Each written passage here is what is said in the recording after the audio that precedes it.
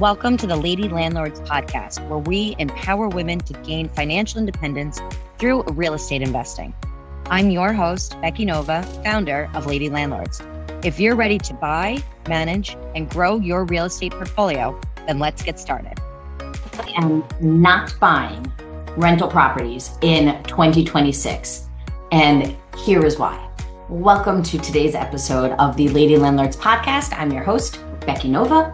I'm going to say that again, and I'm sure that my husband is going to want to hear these words a second time. I am not buying property in 2026. So today's episode, we're going to talk about why that is, and also I'm going to share with you my predictions for the market for this coming year. This has been one of my favorite things to do over the past couple of years on the Lady Landlords podcast, because it's really fun to see then where that year goes. And I've been doing this now for about the past 3-4 years. I think this is season 5 of the Lady Landlords podcast. So I'm very, very excited to throw out my predictions and let's see where this new year brings us. So let's start with my personal decision of why I will not be buying properties in 2026. And it's probably not for the reason that you're expecting.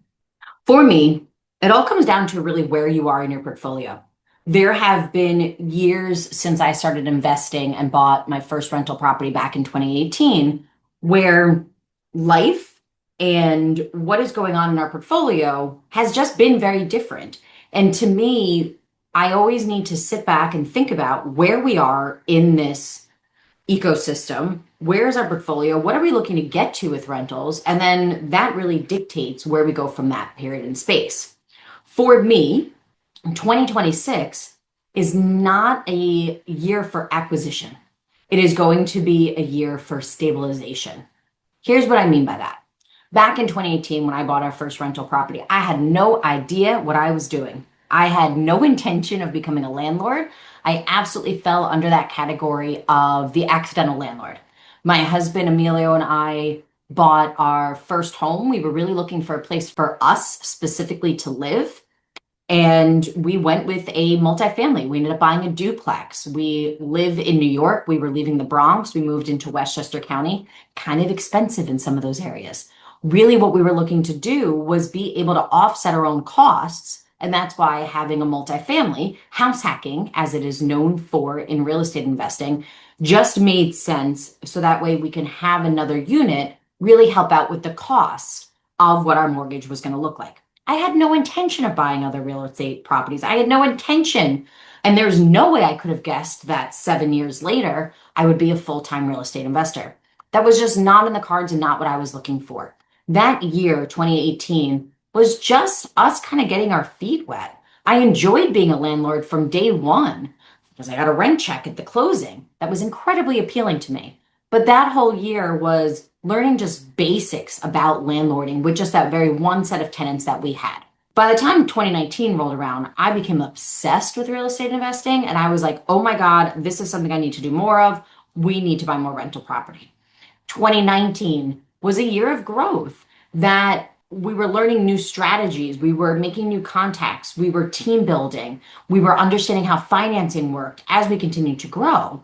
And that was something that we were able to do by picking up another 4-family that included a parking lot, which as a New Yorker is a really big thing. Maybe not so much in some other states. And we also bought our first property down in the Dominican Republic in 2019. Those were the spaces that we needed to be then. That was really for that growth. I'm going to come back to 2020 in a second.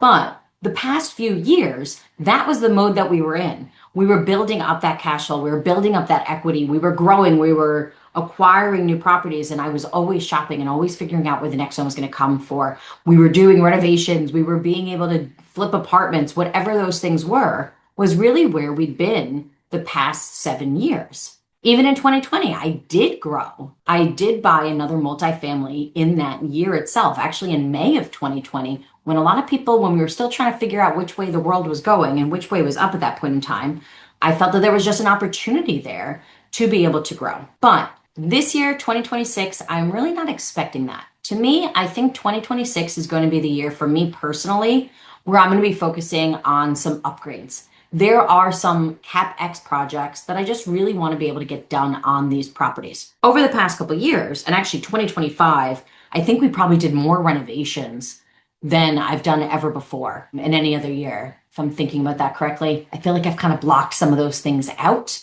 in dealing with some of those contractors. But yeah, 2025 was probably the most amount of rehabs, the most amount of units that we had done work on than we had in previous years. But all of those things that we were doing was due to tenants that were moving out and then new tenants moving in. We did a lot of upgrades on those apartments. We were doing things that were also going to bring us better cash flow. And that was really where we put our money in.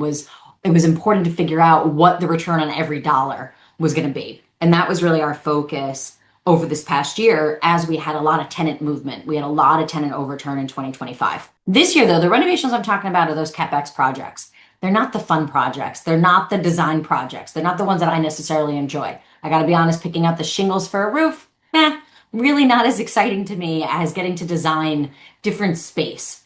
Not as fun, but just as valuable and something that still needs to be done. I really think that making sure to have that longevity of your properties is incredibly important. So as much as we can say, hey, you know what, it's important to go fix that leak or to upgrade those countertops and those cabinets in a kitchen and make our tenants happy in that sense, yeah, they're probably not going to appreciate, once again, a brand new roof as much. But you know what? Over time, it's a way to protect our investment as landlords and also still make sure that we're providing quality housing, because those tenants are definitely going to appreciate that roof when they realize that they do not have leaks or any issues coming in that is going to really ruin probably their day and also their month. So those upgrades, those CapEx projects is probably where we're going to be more focused, is going to be my guess. The second reason why I'm not buying property in 2026 is because this is really a year that my focus is to slow down a bit. I want to make sure that I am focusing on some things in front of me. I just had a baby at the end of 2025. And if there's anything that's going to, I guess I wouldn't say slow down, but if there's anything that is going to decide to dictate what your time is going to look like, I'm pretty sure a newborn's going to be on the top of that list. And I want to be there. I feel incredibly grateful that real estate investing allowed me to have the maternity leave of my dreams. I was able to stay at home with my daughter. My husband also didn't have to work. It was great for us to be there. And I've gotten to see so many amazing moments already with my daughter over these past couple months that I want to continue to do that.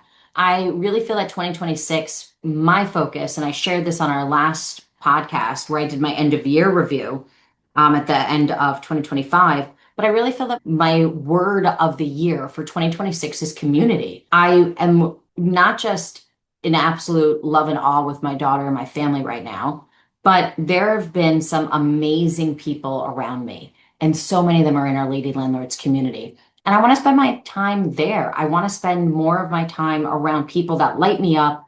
And I think it's going to end up being a little bit of an educational resetting year, because there's probably going to be some fun things and some fun opportunities that are going to pop up in real estate that I don't even know are ahead of me right now. And I want to just leave the space and the grace for those to come out wherever they're supposed to and allow me the time to decide this is a project that I want to take on, or no, this is not a project that I would like to do. So that's where I think my 2026 is going to go. But, and here's why I said I was going to circle back to 2020. The last time I said I was not going to buy any property that year, and I promised my husband and my accountant for that matter, but I promised my husband and my accountant that I was not going to buy property, was 2020. Early on in 2020, before we knew what was happening with COVID, my husband and I always do our taxes early. During that time when we worked with our accountant and just my husband, who once again had kind of gone along on this wild ride of me buying rental properties pretty early on here, we decided, and he made me commit, that we were not going to buy those properties. And that was supposed to be a year of stabilization. That was supposed to be a year of just kind of chilling and sitting back with what we had already bought in the previous years. That's not how that turned out.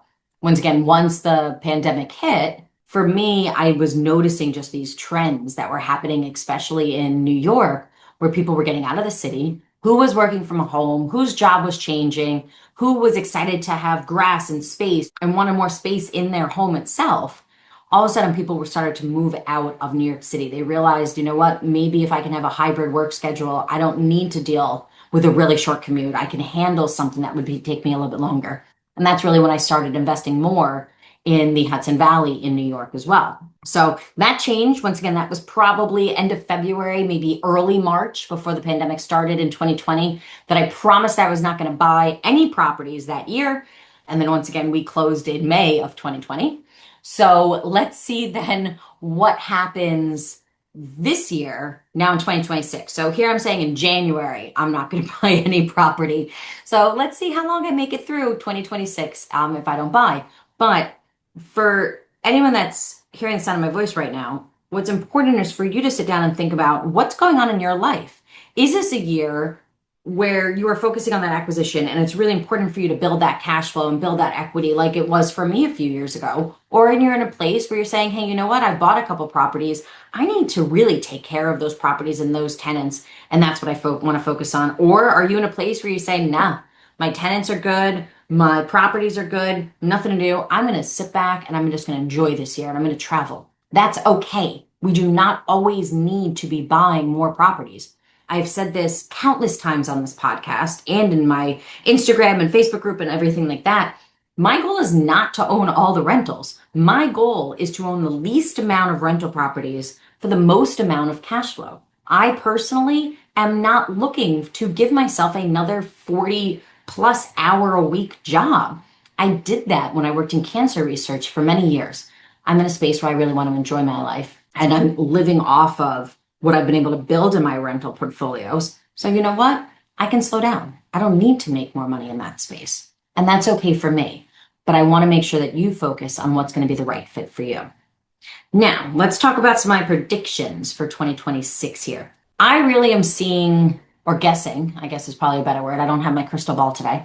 But I'm really guessing that Q1 of 2026 is going to be pretty similar to what we saw in kind of the end of 2025.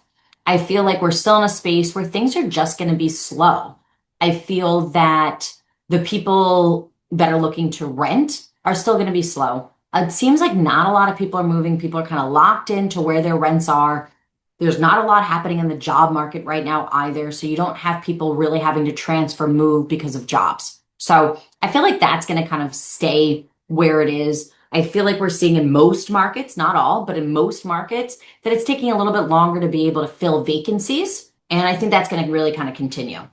I also think we're going to be in a spot where we're going to have some tough situations with some tenants. I still feel that we're seeing those that are renting having some issues being able to make their payments. There's still high layoff numbers. There's still in a space where it seems that whether if a person is actually having a financial burden or if they feel like they are in a bad position where it's kind of coming out on that late payments, non-payment of rent, and kind of in that space.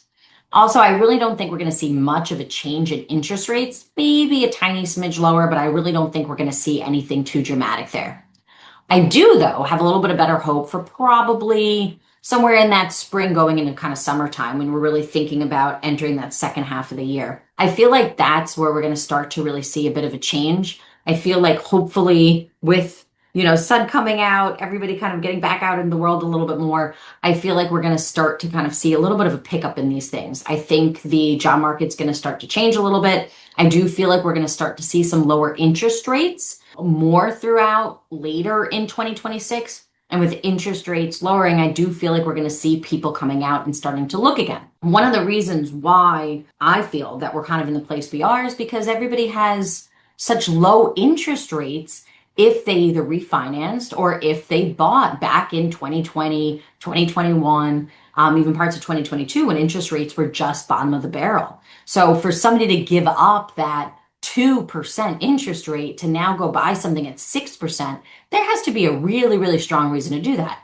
Also, prices are much higher now. So now you're sitting there being like, I'm giving up an interest rate that now is going to be 3-4 points higher. And I'm buying a place that's $100,000 more expensive than what it looked like just a few years ago. That's been a hard sell for a lot of people. So now you're seeing a lot of, for example, empty nesters that are staying in a house that they've been in for years, but yet they don't need all that space. So you have an older couple that doesn't now have kids at home that they've moved out, but now the parents are staying there because for them to downsize, it would cost them the same amount of money just to stay in their ginormous house. So now all of a sudden, though, that's taking up the space from then the younger families that now are growing and they need more space. Well, they can't go move into those 4 bedrooms because you have that couple that really is only taking up one. Their kids are off in college. And then now all of a sudden they're staying in those houses because where are those other people going to be able to go?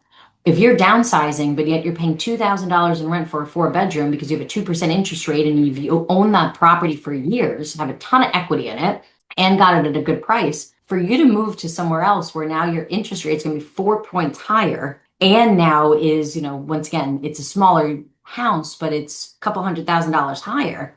Well, if you're still paying $2,000 a month in mortgage, you might as well stay where you already are. So because you're getting more bang for your buck that way, because you're not paying all the money into interest. So I do feel you're going to get a lot of people that are going to be out looking again, right? Because there's plenty of people now, as we're moving farther and farther away from 2020 and COVID years, that people still are looking for their houses. If they're first-time home buyers, if they're people coming of age, starting families, getting married, they're going to be out looking. They're people that were possibly renting, but now in a place where they want to be able to buy a house. So what's going to happen, in my opinion, is with those interest rates lowering, you're going to start to see more competition. You're going to start to see more people that are going to be out looking for that property, but I don't think that that's going to change what sale prices are going to be. So I think what that's going to translate into is a lot of people that have the down payment, that are good quality buyers, are going to be in a position where they're either going to be in too much of a competitive market and possibly can't buy something. But I think that's going to translate for those of us that already are landlords into better quality renters. I think we're going to start to see, and I saw this a lot actually in the pandemic itself, but I think we're going to start to see well-qualified tenants back on the rental market, because they're going to say, hey, I want to be able to buy a house. The competition is just too much right now. So interest rates lower, competition higher, sell prices are probably going to still be the same. I think we're going to start to be able to see some better quality tenants, which is going to be a good thing for anybody that already owns property. So those are my predictions. I will say, I do think we're also going to see a bigger variety across different markets. I feel like I'm already starting to see this in Lady Landlords, and have, especially more at the end of 2025, where there seemed to be a bigger separation between people saying, oh my God, my rental has been on the market for so long and I'm just not getting any hits. Not even bad quality applicants, but just no applicants. Versus other markets where people are like, yeah, it still doesn't take me longer than 2 weeks to actually get a place rented, or I still have a wait list for places. I think we're still going to see that. So I'm interested to see how that's going to translate as we move later into 2026, when I think we're going to start to see a lot more movement in the rental market. So this always goes back, once again, to know your market really well, okay? Wherever you plan on investing, you really do want to make sure that you understand what's going on specifically there, because we have a variety of markets across the United States. And I do think that we're going to start to see a bigger separation in different areas. And I think it's going to become really, really important to make sure you understand your market more than we possibly needed to before. All right. So my predictions, you have to stay tuned. Make sure to subscribe to the Lady Landlords podcast, because at the end of the year, I always then do my episode about where my predictions actually landed. Was I on point? Was I off that year? Or what actually happened? So do make sure to hit that subscribe button as we move forward. Also, thank you very much for tuning in today's episode. I release new episodes of the Lady Landlords podcast every single Tuesday. So I will see you all back next Tuesday for the next episode of the Lady Landlords podcast. If you need anything, as always, you can find me in the Lady Landlords Facebook group. Thank you for listening to the Lady Landlords podcast. If you're feeling stuck in your real estate investing journey, visit lady-landlords.com to book a 15-minute orientation call with me and see if you're ready to join our mentorship program. Or you can subscribe to our newsletter and join our Facebook group for exclusive real estate investing tips and offers. Invest with confidence. Become a Lady Landlord today.